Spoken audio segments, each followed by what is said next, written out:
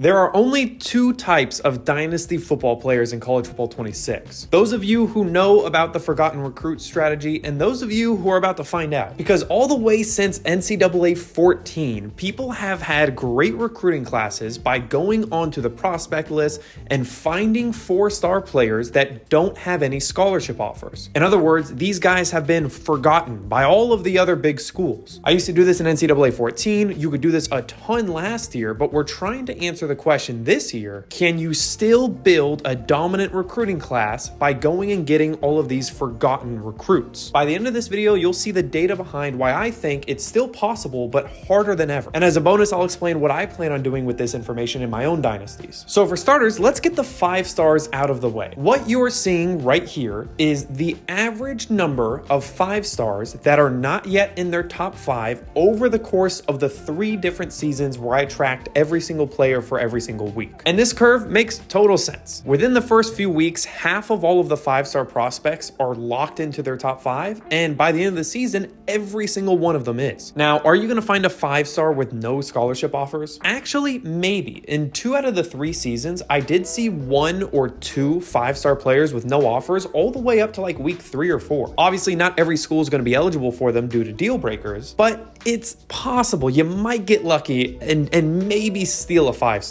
What you could do though, realistically, is look at how many people are still not in their top 5 all the way to week 10. It looks like each year we can expect between like 3 and 7 5-star prospects to still have a half-decent recruiting battle 2/3 of the way through the season. So if you imagine yourself sending the house, hard selling, doing the visit, going all in on 1 5-star all year, you might be able to get them, even if you're a very bad school, but you're not going to get more than 1 or 2. But what about the 4 stars? Last year, everybody had this strategy where we would go find all the 4-star prospects without scholarship offers and go after them and steal them. Can we still do it this year? Well, if you follow 3 different seasons of every single 4-star prospect over time, we can see that there is still some opportunity. Each one of our 3 seasons started with between 20 and 25 4-stars with no offers, and that stayed relatively consistent all the way to about week 5. After weeks 5 and 6, things really dropped off, but if you can find the 2 to 3 4-star prospects that you are eligible for and that don't have any scholarship offers in week 0 or week 1, I think you might be able to build up a big enough lead, just like last year, to where if Georgia or if Oregon gets involved in week 8 or 9, hopefully you are so close to winning that battle that it's too late. So it looks like the opportunity is still here. But what if we take those 3 seasons, average them up, and compare it to what last year looked like? Well, all of a sudden, when you look at College Football 26 compared to College Football 25, it's very clear that this is a lot harder to pull off. We start off with a little over half as many 4-stars with no scholarship offers. I mean, think about it. By week 6 or 7, almost halfway through the year in College Football 25, there were more 4-stars with 0 offers than what we start with this year. In fact, that red line was actually after a patch in College Football 25. So a lot of the recruiting advice that myself and others have been giving you really kind of stems back from July of College Football 25. And what did July of College Football 25 look like? Well, look at this. This is data from over a year ago, back when I did this similar experiment in College Football 25. And if you look at the data before they had their first major patch,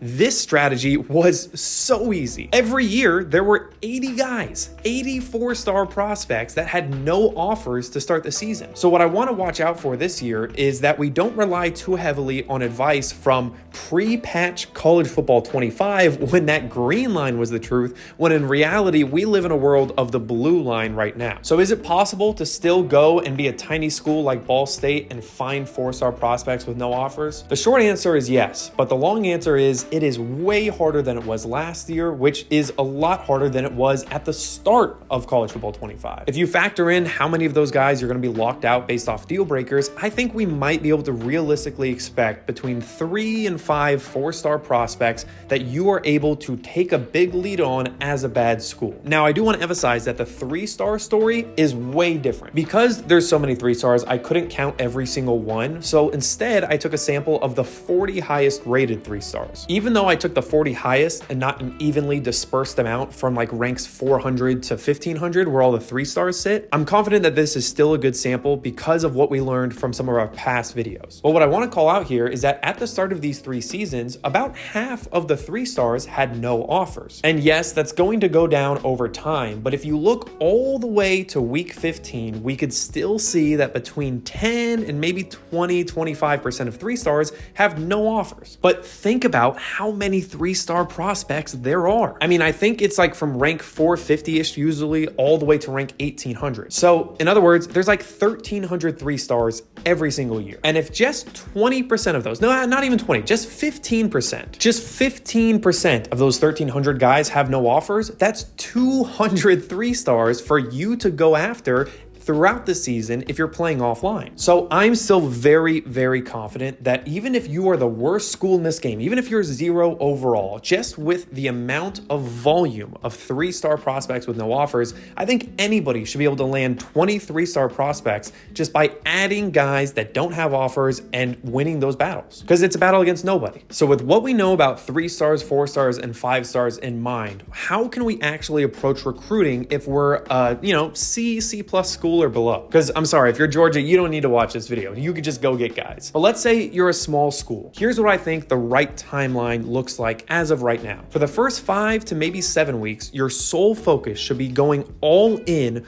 on a select few of 4 and maybe 5-star prospects that don't have as much attention as others. Again, maybe you saw the 5-star line graph and you think maybe we could find 1 or 2 guys that are flying under the radar. And then maybe you could pair that with 4 or 5 or maybe even 6 4-stars that don't have any offers and that you are eligible to go after. Maybe it's a couple running backs, maybe it's another playmaking receiver, but either way, you go all in on those guys. You schedule the visits, you do everything you can. And hopefully by about midway through the season, maybe 2/3 of the way through the season, when the Georgias and the Ohio States of the world get involved, you will have already won those battles. And then now with 5 or 6 4-stars on your roster ready to go, you could shift your attention towards looking at 3-star guys with no offers and start stacking volume, stacking depth onto your class. And by the end of the regular season, what I think most people can have is a few 4-star prospects, if they get lucky, maybe even 1 5-star, and then a good volume of 3-stars, and maybe you got a couple commits, and maybe you're just in a really good place for the others. If you're in a really good place for the others, then when the offseason comes and the transfer portal comes, you could focus on transfers,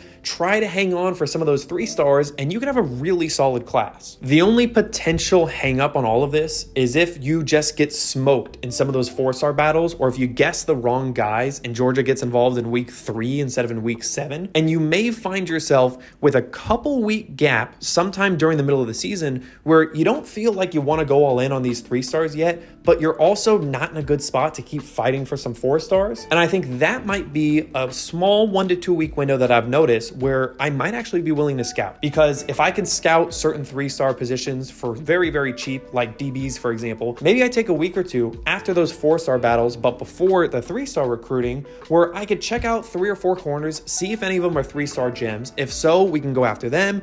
And if not, that's fine. It's going to be really easy to get 3-stars later in the year anyways. So it's interesting that it's harder, but still possible to go after these forgotten 4-stars. I definitely think that there's always going to be plenty of forgotten 3-stars. Now, if you want more details on the step-by-step of how to actually do this in a real rebuild, hopefully you'll see this video after July 17th, because we should have something live where we do this and apply it at a small school step-by-step. As always, guys, thank you for your time. Hopefully this was helpful. Peace out.